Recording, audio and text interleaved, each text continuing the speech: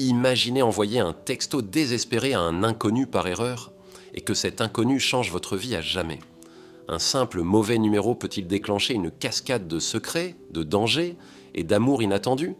Restez jusqu'à la fin pour découvrir l'incroyable vérité derrière ce message.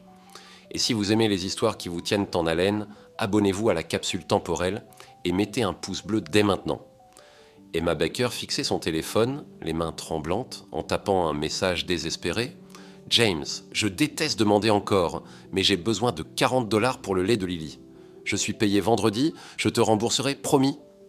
Elle envoya le message avant de changer d'avis, puis s'effondra contre son canapé usé, épuisé.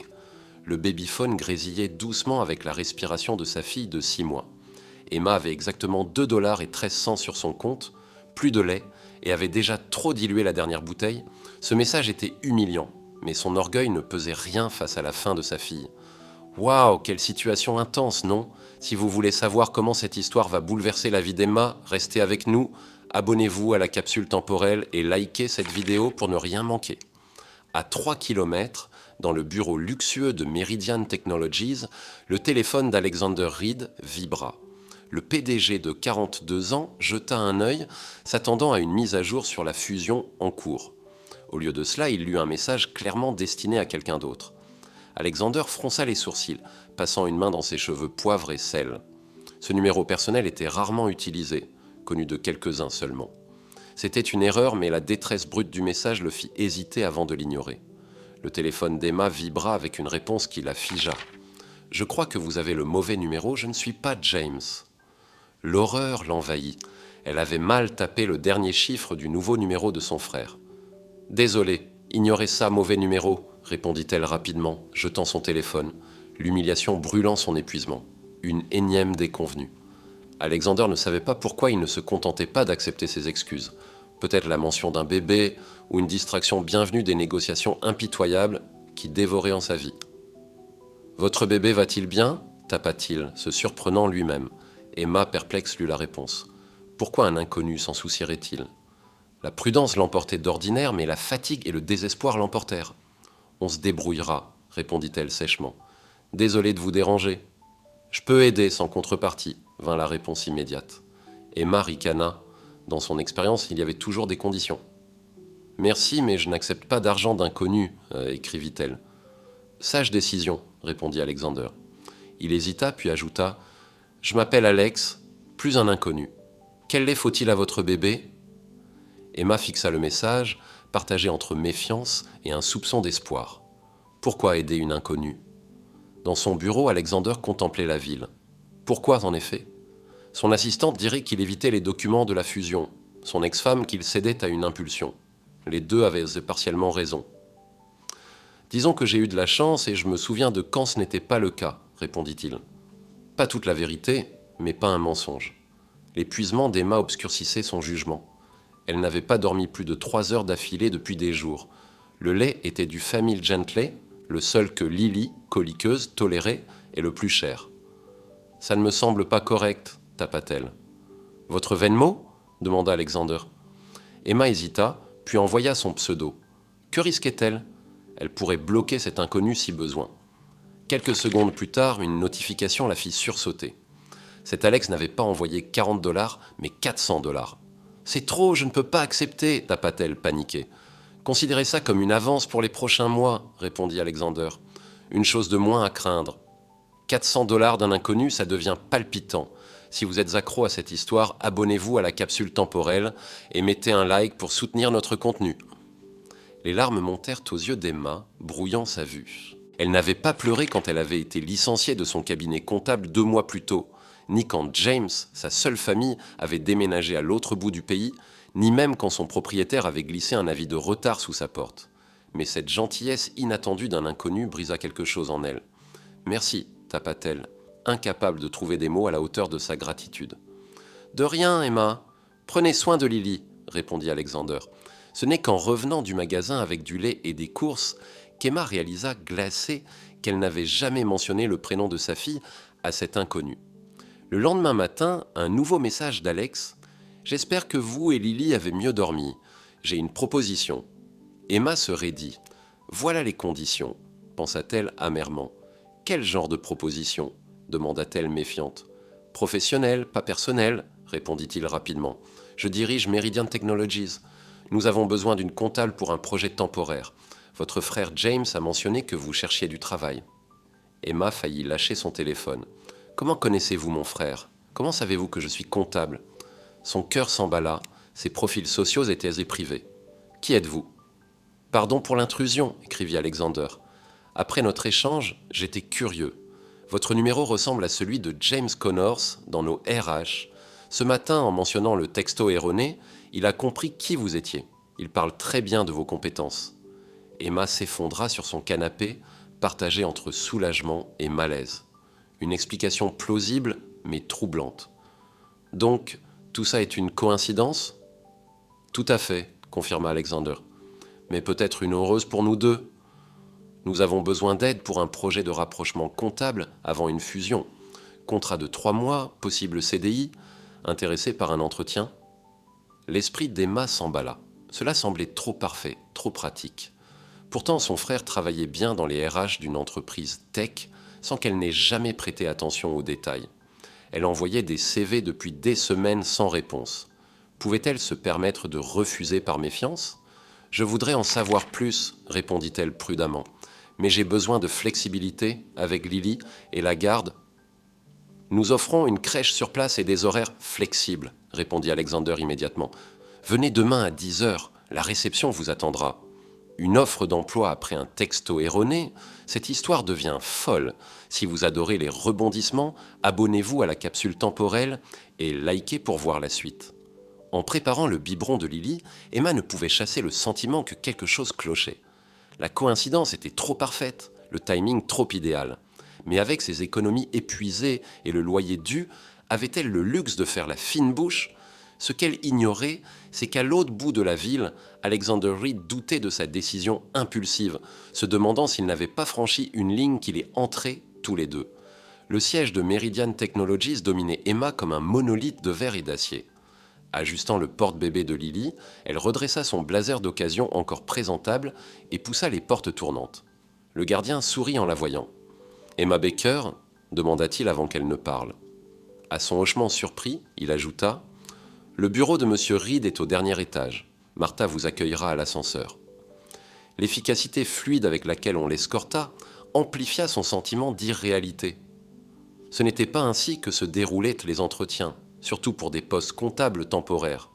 Une femme élégante d'une 50aine d'années l'attendait comme promis et la conduisit non pas dans une salle de réunion ou un bureau RH, mais dans une suite d'angles avec une vue qui lui fit oublier son anxiété.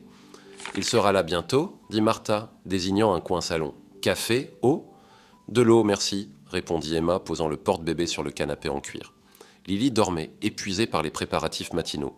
Seule, Emma observa l'environnement.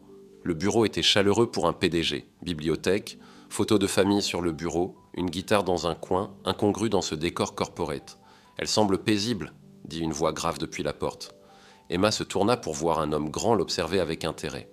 Son costume coûteux ne cachait pas sa carrure athlétique et des rides rieuses adoucissaient un visage autrement intimidant. C'était Alexander Reed, l'inconnu qui lui avait envoyé 400 $ pour le lait de Lily. « Monsieur Reed, dit-elle, se levant rapidement. Merci de me recevoir. »« Alex, s'il vous plaît, corrigea-t-il, lui serrant la main fermement mais brièvement. Merci d'être venu si vite. » Un silence gêné suivit, reconnaissant les circonstances étranges de leur rencontre. « Je dois expliquer les textos d'hier, dit-il enfin, s'asseyant en face d'elle. Je n'ai pas l'habitude d'envoyer de l'argent à des numéros inconnus. Et je n'ai pas l'habitude d'en accepter, répondit Emma, trouvant sa voix. Je ne suis pas totalement à l'aise avec tout ça. Alex hocha la tête, respectant sa franchise. C'est compréhensible. La vérité, c'est que votre message est arrivé à un moment particulier. Hier était l'anniversaire de la mort de ma fille. Emma retint son souffle. Je suis désolé. Charlotte aurait eu 8 ans, poursuivit-il, les yeux sur Lily. Leucémie. Elle s'est battue 3 ans. Emma posa instinctivement une main protectrice sur le porte-bébé. Quand j'ai reçu votre texto sur le lait, ça m'a semblé une chance d'aider quelqu'un, comme je n'ai pas pu l'aider. Cette explication désarma Emma. Ses soupçons, une manipulation ou des attentes inappropriées commencèrent à s'estomper. Et le travail demanda-t-elle prudemment. Tout à fait légitime, assura-t-il.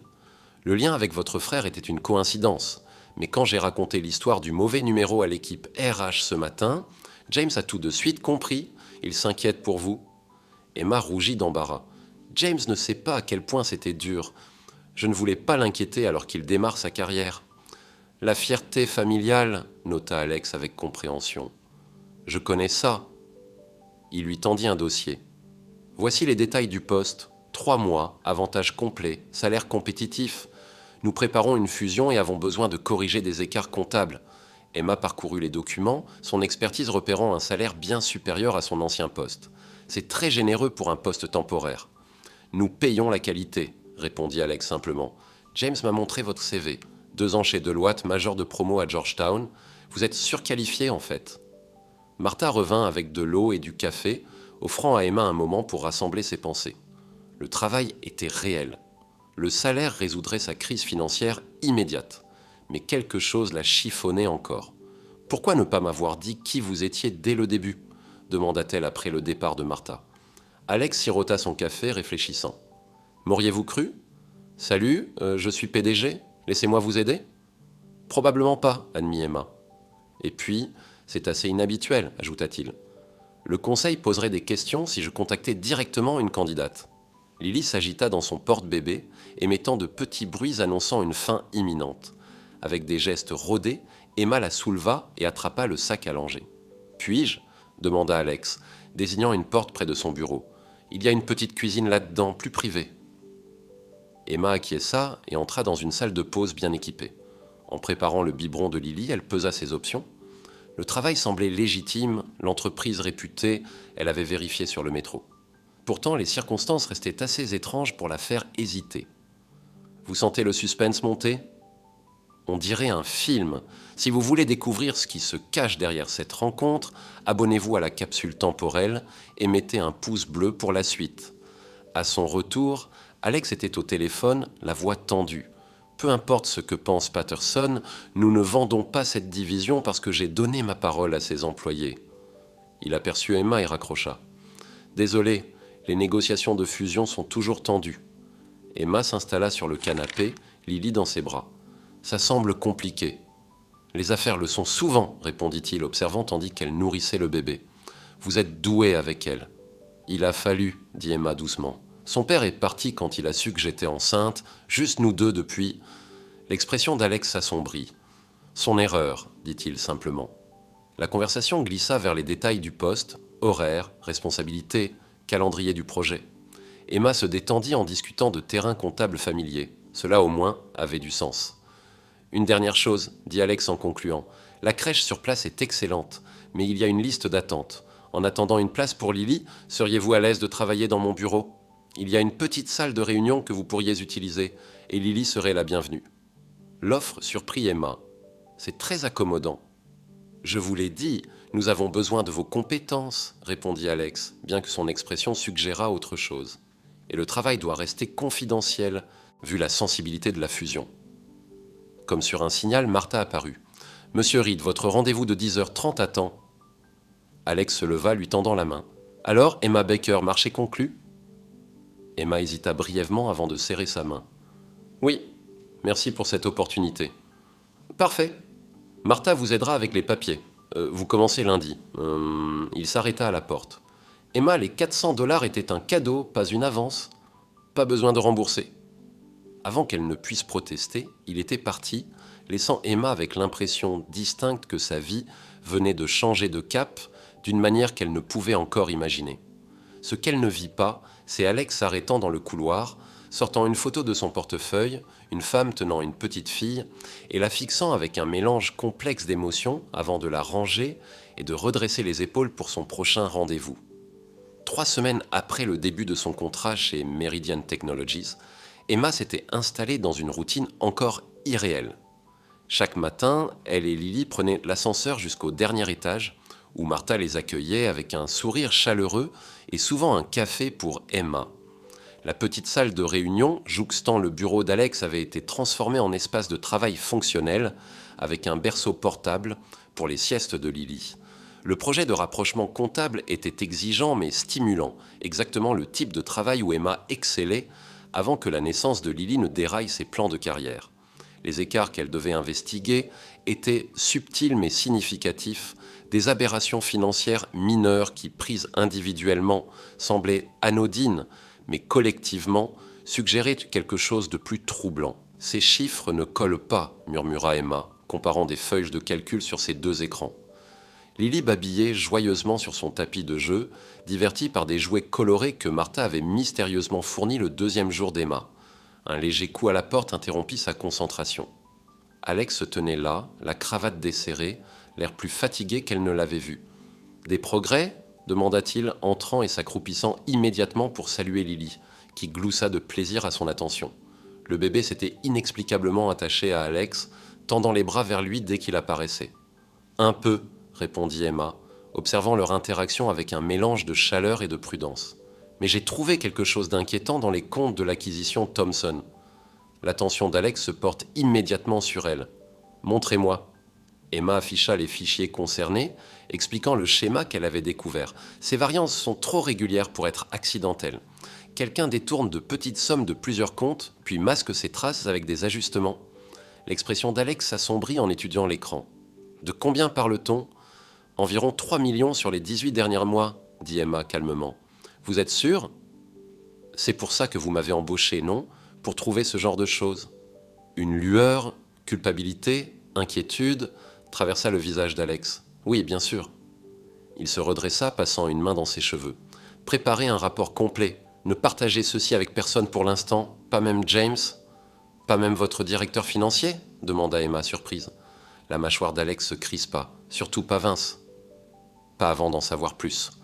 Après son départ, Emma s'adossa, troublée par l'échange. Pourquoi le PDG voudrait-il cacher un possible détournement à son directeur financier ? À moins que... Non, marmonna-t-elle. Ne commence pas à inventer des conspirations. Mais le doute était semé. Ce soir-là, après avoir couché Lily dans leur appartement désormais plus confortable grâce à son salaire chez Meridian, Emma entama sa propre enquête. À minuit, elle avait établi une chronologie inquiétante. Les écarts financiers avaient de commencer peu après la nomination de Vincent Harmon comme directeur financier suite à la démission soudaine de son prédécesseur. Le lendemain matin, Emma arriva plus tôt, déterminée à parler à Alex avant les réunions du jour. Son bureau était sombre, inhabituel pour lui qui arrivait toujours le premier. Une notification de texto illumina son téléphone. « Réunion d'urgence du conseil. Profitez-en pour finaliser votre rapport. On parlera plus tard. » Ah. Le message vague ne fit qu'accentuer son malaise grandissant. Elle installa Lily dans son aire de jeu et replongea dans les registres financiers, élargissant ses paramètres de recherche. À l'heure du déjeuner, ses soupçons s'étaient solidifiés en certitude. Quelqu'un haut placé chez Meridian détournait systématiquement des fonds avec une connaissance intime des systèmes de contrôle financier de l'entreprise. Emma était si absorbée par son travail qu'elle ne remarqua pas Vincent Harmon avant qu'il ne se tienne dans l'embrasure de sa porte, sa silhouette imposante bloquant la lumière. « Baker, dit-il suavement, au travail, à ce que je vois. » Emma minimisa instinctivement son écran. « Monsieur Harmon, puis-je vous aider ?» Le sourire du directeur financier n'atteignit pas ses yeux. « J'ai entendu dire que vous travailliez sur un projet spécial pour Alex. Curieux qu'il n'ait pas impliqué le département financier. »« Juste du rapprochement pour la fusion, » répondit Emma vaguement, le cœur battant. « Rien d'excitant. » Vincent entra davantage, jetant un œil à Lily, qui l'observait avec des yeux sérieux. « Arrangement pratique, ici. Bureau privé, amenez votre enfant au travail. Alex doit beaucoup apprécier vos compétences. » L'insinuation était claire, faisant rougir Emma d'indignation. « Monsieur Reed valorise l'efficacité, dit-elle froidement.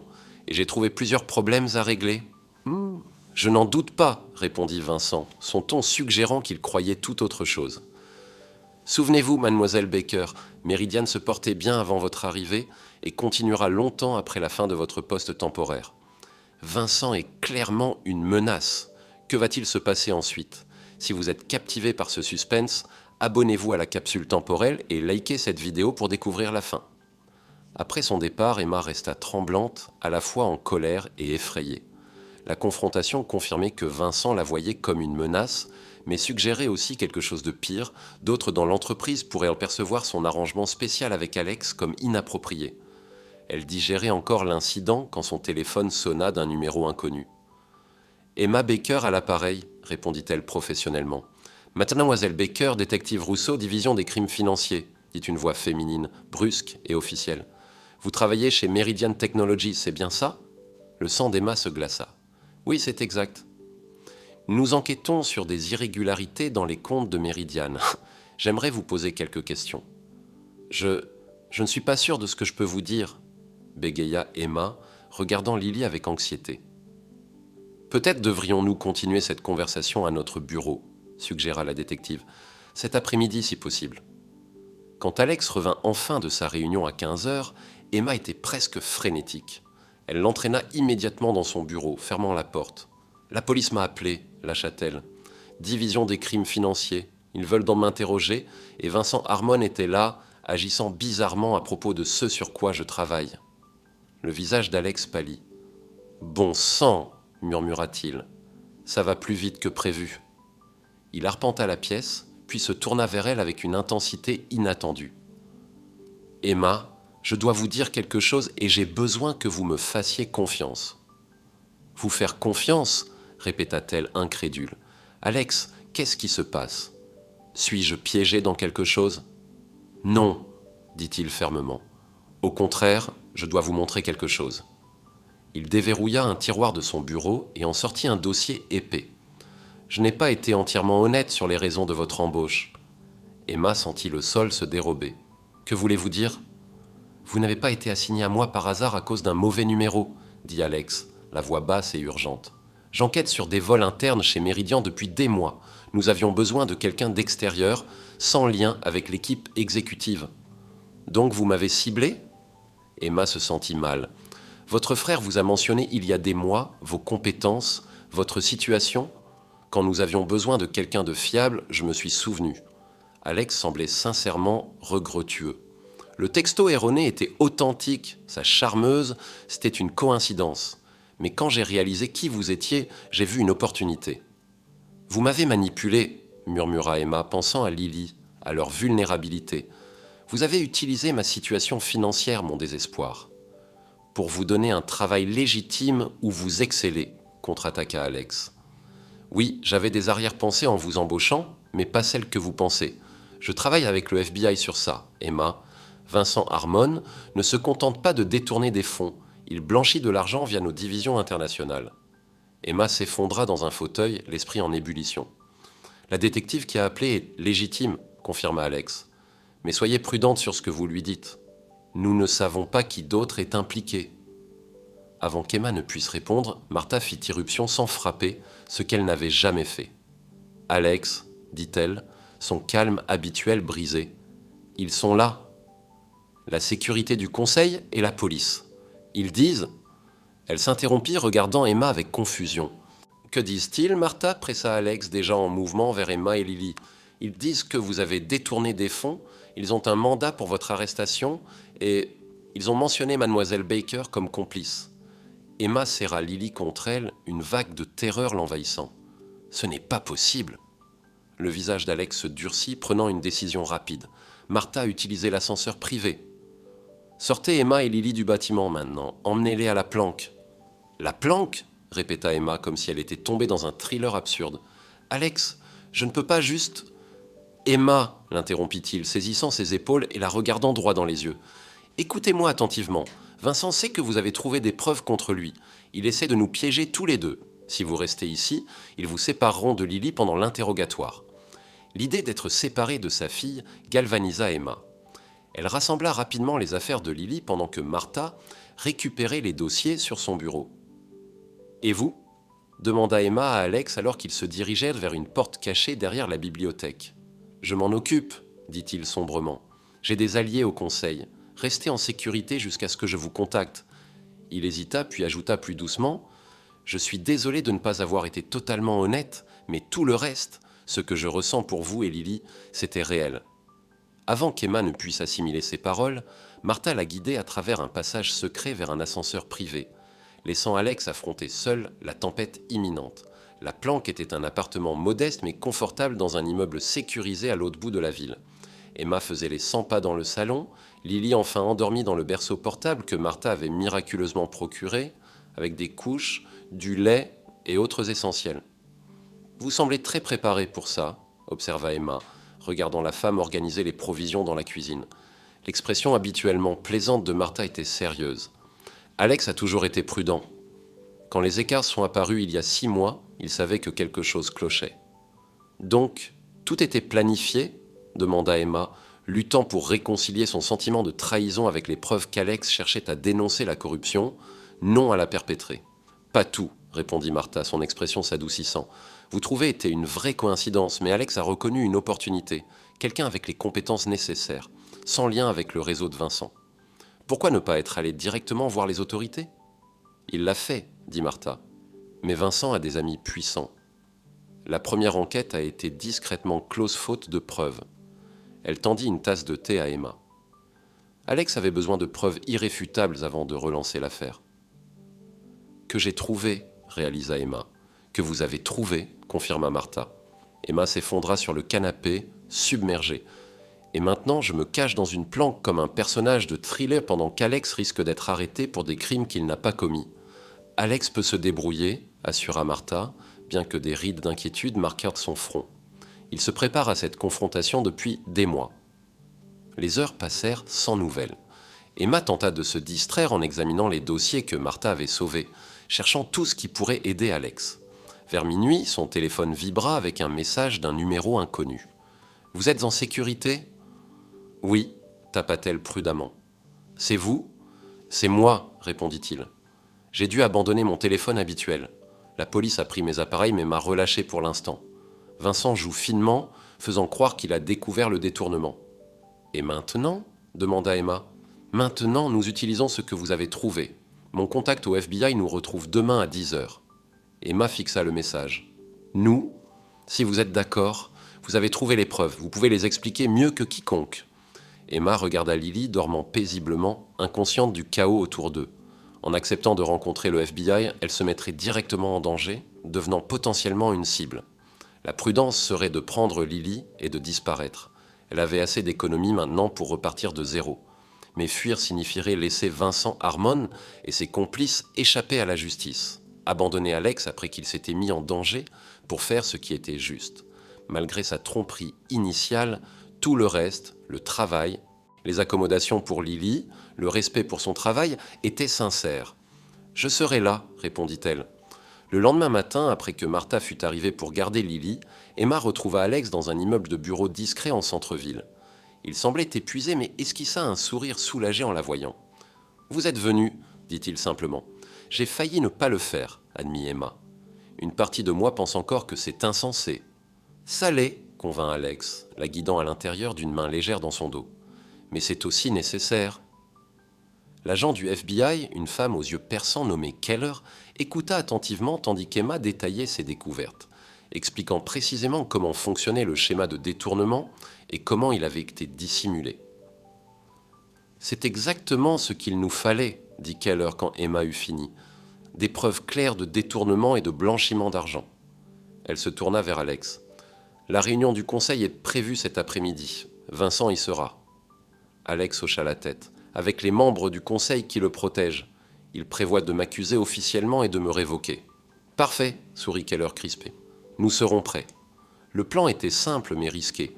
Alex assisterait à la réunion du conseil comme prévu. Emma attendrait avec l'équipe du FBI dans une pièce adjacente, prête à présenter ses preuves une fois que Vincent porterait ses accusations. Le timing serait crucial. Il fallait que Vincent mente explicitement aux Roses, explicitement au conseil en présence d'agents fédéraux.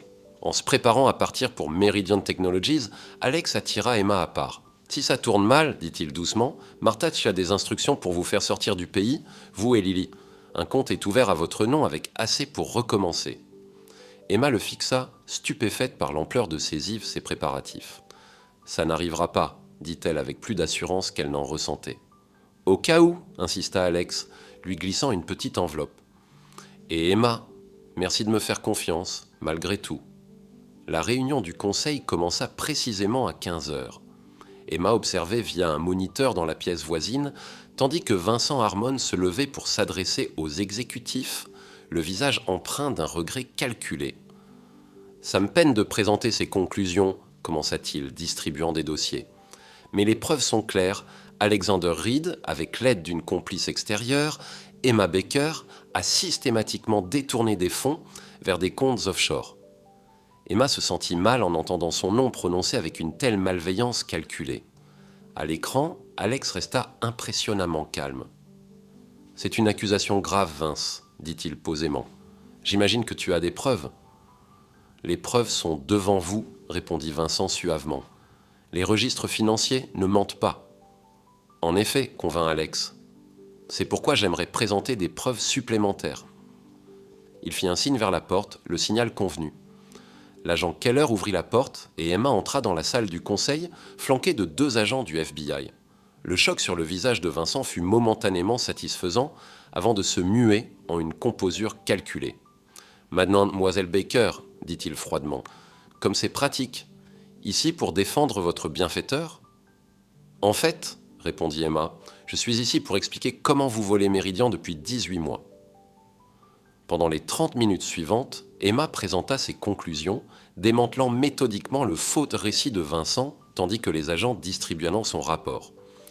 Elle expliqua comment Vincent avait créé un système sophistiqué de petits détournements, d'ajustements comptables cachés et de conciliation falsifiée pour masquer le vol de millions. Le schéma commence précisément 3 semaines après la nomination de M. Harmon comme directeur financier, conclut Emma, et la piste de l'argent mène directement à des sociétés écrans dont il est le bénéficiaire. Le visage de Vincent pâlissait à mesure qu'elle parlait. Quand elle eut fini, il jeta un coup d'œil vers la porte, clairement calculant ses chances de fuite. « N'y pensez pas », avertit Keller, notant son regard, « le bâtiment est sécurisé. » Ce qui suivit fut si rapide qu'Emma peinerait plus tard à se rappeler l'ordre des événements. Vincent bondit par-dessus la table vers elle, un éclat métallique dans la main. Alex s'interposa sans hésiter. Il y eut un moment de lutte chaotique, des cris des agents, puis Vincent fut au sol, maîtrisé. « Alex !» cria Emma, voyant du sang se répandre sur sa chemise. « Juste une égratignure, » assura-t-il, bien que sa grimace contredise ses mots. « Mais je vais peut-être avoir besoin d'une nouvelle chemise pour la suite de cette réunion ?» 3 heures plus tard, après l'arrestation de Vincent et de 2 membres du conseil, après les dépositions et les soins des blessures, Emma était assise avec Alex dans son bureau. Martha avait ramené Lily, qui explorait joyeusement un nouvel éléphant en peluche pendant que les adultes digéraient les événements. « Et maintenant ?» demanda Emma, observant Alex ajuster précautionneusement son bandage. « Professionnellement, contrôle des dégâts. L'entreprise survivra bien que la fusion puisse être retardée. » Il hésita. « Personnellement, ça dépend de vous. » « De moi ?» Alex soutint son regard. « Votre contrat a encore 2 mois, mais je voudrais vous offrir un poste permanent. Responsable de l'audit interne, rendant compte directement au conseil pour garantir l'indépendance. » Emma cligna des yeux, surprise. « C'est une promotion importante. »« Vous l'avez plus que mérité, » dit Alex sincèrement. « Vous avez vu ce que des cadres expérimentés ont manqué ou ignoré. Meridian a besoin de votre intégrité. » Emma regarda Lily, maintenant endormie, serrant son éléphant. « Et les accommodations pour Lily ?»« Une place s'est officiellement libérée à la crèche de l'entreprise, » répondit Alex avec un petit sourire, « bien qu'elle soit toujours la bienvenue dans mon bureau. » Il choisit ses mots avec soin. « Emma, je sais que notre début n'était pas idéal. J'ai manipulé les circonstances pour vous faire venir, et je m'en excuse. Mais tout depuis, vous connaître, vous voir avec Lily, admirer votre brillance, c'est la chose la plus réelle dans ma vie depuis la perte de Charlotte. » Emma sentit un frisson dans sa poitrine, sans lien avec l'adrénaline du jour. « J'ai besoin de temps pour réfléchir, » dit-elle honnêtement. « C'est beaucoup. »« Bien sûr, » convint Alex immédiatement. « Prenez tout le temps nécessaire. » 6 mois plus tard, lors de la fête de fin d'année de Meridian Technologies, Emma, désormais établie comme responsable de l'audit interne, observait avec fierté son équipe recevoir des éloges pour la mise en place de nouvelles protections financières. Lily, marchant désormais maladroitement, trottinait entre Emma et Alex, qui avaient depuis longtemps dépassé le simple rôle de patron. « Prête pour l'annonce ?» murmura Alex, prenant sa main. Emma hocha la tête, sentant le poids de la bague de fiançailles encore nouvelle à son doigt.